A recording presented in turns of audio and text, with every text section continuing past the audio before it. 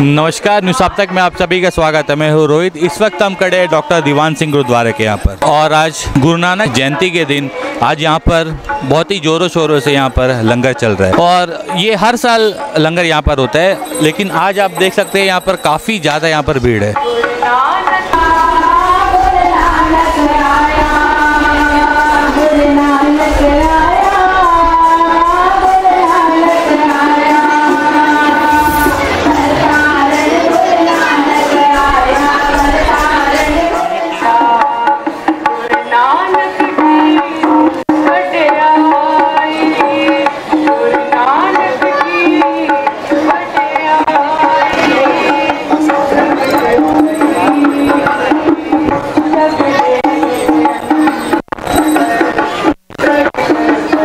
Uncle जी, हम आपसे ये सवाल करते हैं कि जैसा हम यहाँ पर आए तो आप लोगों ने हमारा जूता चप्पल जो वगैरह था वो चीज़ लेकर आप लोग उन्हें साफ कर रहे थे। इसका क्या महत्व है? इसका महत्व ये होता है, जो मन में अहंकार है, हौमे है, वो ख़त्म होती है, एक दूसरे में प्यार जागता है। मेरा जो किसी का मन में अहंकार है, जो सेवा करने से मन का अहंकार हौमे ख़त्म हो जाती है। और गुरबानी का हमारी का यही आदेश है कि मन में अहंकार हौमे नहीं होना चाहिए। तो सेवा करना हमारा फ़र्ज है। जो संगत चल के आती है, जो जूता यहाँ तक आपको लेके आता है, वो जूता भी एक पूजनहार हो जाता है, क्योंकि गुरु के दरबार में आपको वो जूता लेके आया जो आपके पैरों में पहना हुआ था, वो आपको यहाँ तक लेके आया। तो हमारा ये फ़र्ज बनता है कि आपको रिस्पेक्ट करना, आपकी इज्जत करना, ये हमारा धर्म है। तो हम आपको बता दें, जैसे गुरुद्वारे के हम एंटर हुए तो यहाँ पर एक स्टॉल की तरह है, जो भी यहाँ पर लोग आते हैं लंगर के लिए, और उनका ये लोग जो है शू या चप्पल जो है वो लेकर रखते हैं। तो आखिर ये क्यों ऐसा करते हैं? आइए, कुछ लोग हैं यहाँ पर, हम उनसे जानते हैं। आपका नाम? चरणजीत सिंह है। ये जो सेवा है ये निःशुल्क सेवा है। जो भी गुरुद्वारे में आता है यहाँ पे उनकी जोड़ियों का जो साफ़ सफाई मतलब देखभाल यहीं पे रख के करते हैं। जब वापस जाते हैं लंगर खा के तो उनको वापस देते हैं हम लोग यहाँ से। तो इससे आप लोगों को सेवा करने का मौका मिलता है? हाँ, ये एक सेवा करने का मौका है। ये हम लोग मानते हैं कि सब में बड़ी सेवा। ये हमारे गुरुओं की शिक्षा है कि हमारे गुरुद्वारे में जो भी आता है उसकी सेवा करनी है, और जूतों की सेवा जो है वो सबसे बड़ी मानी जाती है। यहाँ किसी के साथ भेदभाव नहीं किया जाता, कोई जाति, कोई धर्म, किसी को भेदभाव नहीं। कोई भी आ सकता है गुरुद्वारे। या गुरुद्वारे में 4 दरवाजे होते हैं चारों दिशाओं में। इसका मतलब है कि कोई भी धर्म, कोई जाति, ऊंच नीच, कोई भी धर्म का आदमी जो है वो आ सकता है और अपनी सेवा जो है कर सकता है, और अपनी जो श्रद्धा है वो दिखा सकता है। धन्यवाद।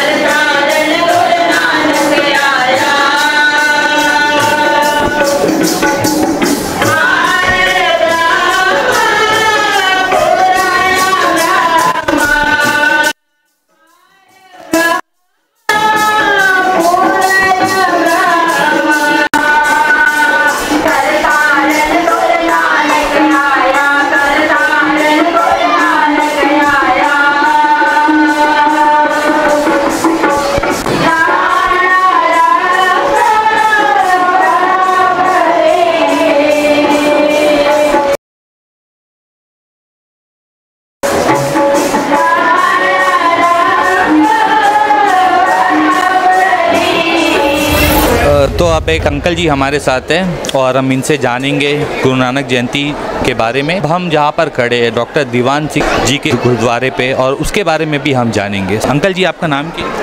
दलविंदर सिंह तूर जी। तो आप बताइए गुरु नानक जी के जयंती के बारे में, और डॉक्टर दीवान सिंह जी उनके बारे में भी 2 शब्द आप कुछ कहिए।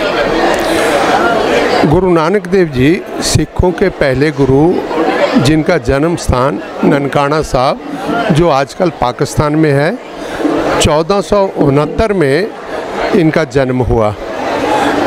गुरु साहब बचपन से ही बहुत अपना भक्ति में मस्त रहते थे।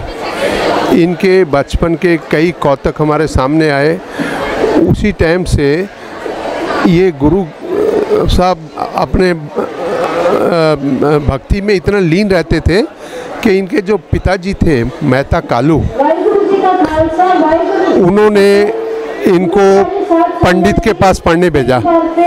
उस टाइम पंडित जो पढ़ाते थे पुराने टाइम में, लेकिन इन्होंने पंडित जी से एक ही बात पूछी पहले कि ये जो जनेऊ पहना रहे हैं आप मेरे को, इसका क्या मतलब है? जनेऊ पहनाते थे वो टाइम। तो पंडित को जवाब नहीं आया।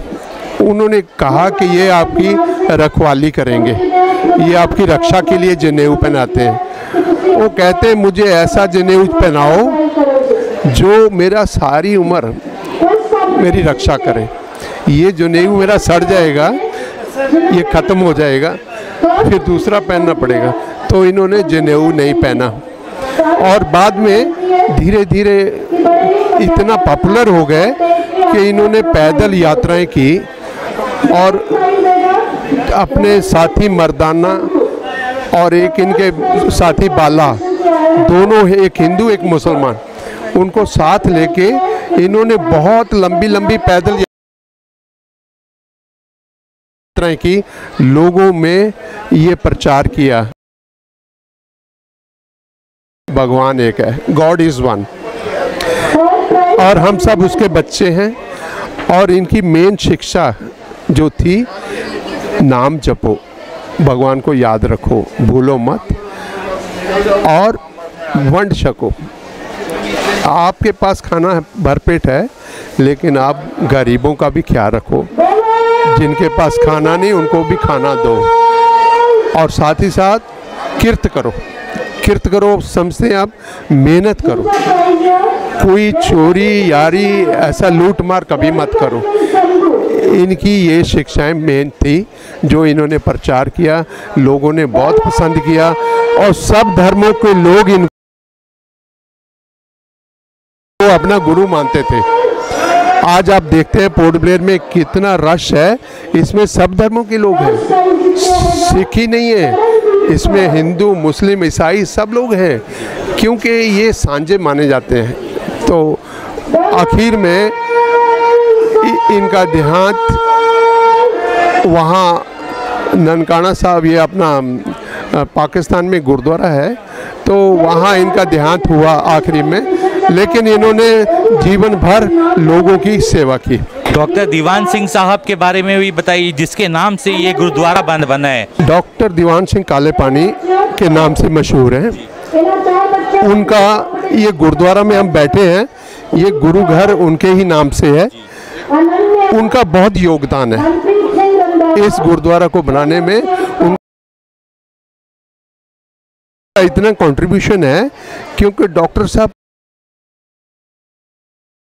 पहले बर्मा में, कहीं रंगून बर्मा में काम करते थे, डॉक्टर थे, लेकिन जब यहाँ अंडमान में सेलुलर जेल बन गया, कैदी आ गए, फ्रीडम फाइटर आ गए, तो उनके लिए यहाँ भी डॉक्टर की ज़रूरत थी देखभाल के लिए।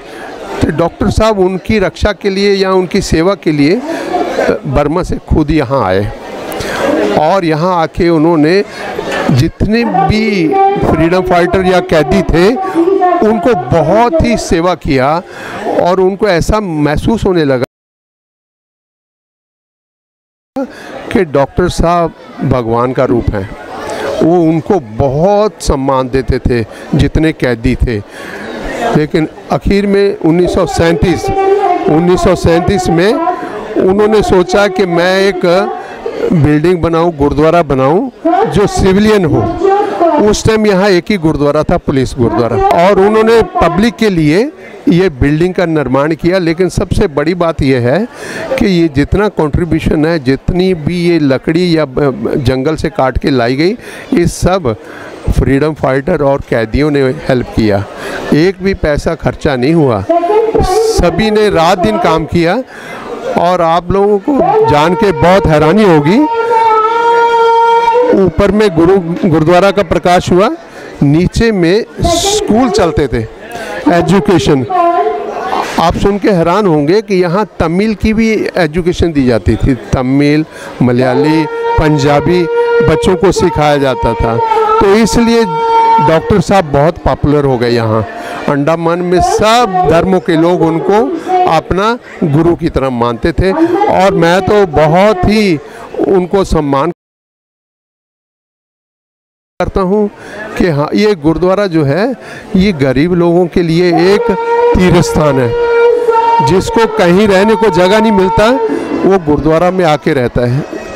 इवन जिसको खाना भी नहीं मिलता उनको खाना भी यहाँ से मिल जाता है। तो ये गुरुद्वारा जो है गरीब लोगों के लिए शेल्टर है, तीर्थ स्थान है जी।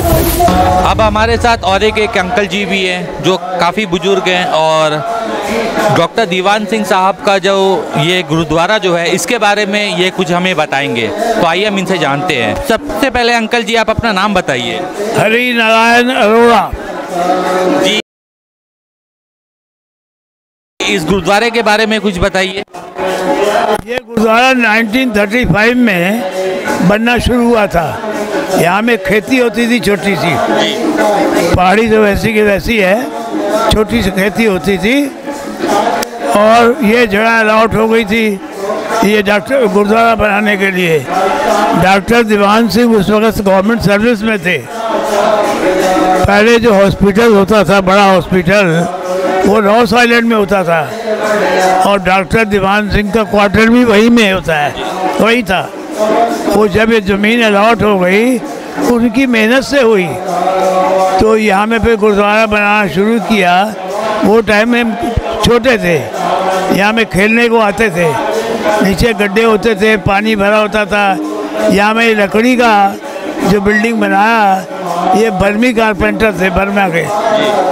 यहाँ में जो बर्मीज कारपेंटर है ना वो बहुत अच्छा काम करते हैं, और लकड़ी भी अच्छी मिलती थी उस टाइम में। ये सब पड़ाख लकड़ी है, मैच्योर लकड़ी है, कच्ची लकड़ी नहीं है। और देखिए हॉल कितना बड़ा है, कोई सपोर्ट नहीं है छत की। ये बर्मीज कारपेंटर का ही काम है जो ऐसा बनाया चीज़। फिर हम यहाँ गुरमुखी जो पंजाबी की भाषा है ना उसकी क्लास भी लगती थी बच्चों की। हम यहाँ में गुरमुखी भी पढ़े हुए हैं, आज भी थोड़ी बहुत पढ़ लेते हैं गुरमुखी, समझे। और डॉक्टर साहब दीवान सिंह मिलते थे, सत श्री अकाल मिलती करते थे। अंडमान से जुड़ी सभी छोटी बड़ी खबरें देखने के लिए हमारे अपने न्यूज आज तक यूट्यूब चैनल को सब्सक्राइब करें और बेल आइकॉन प्रेस करना ना भूलें। हमारा अपना न्यूज आज तक, अब सच देखेगा अंडमान।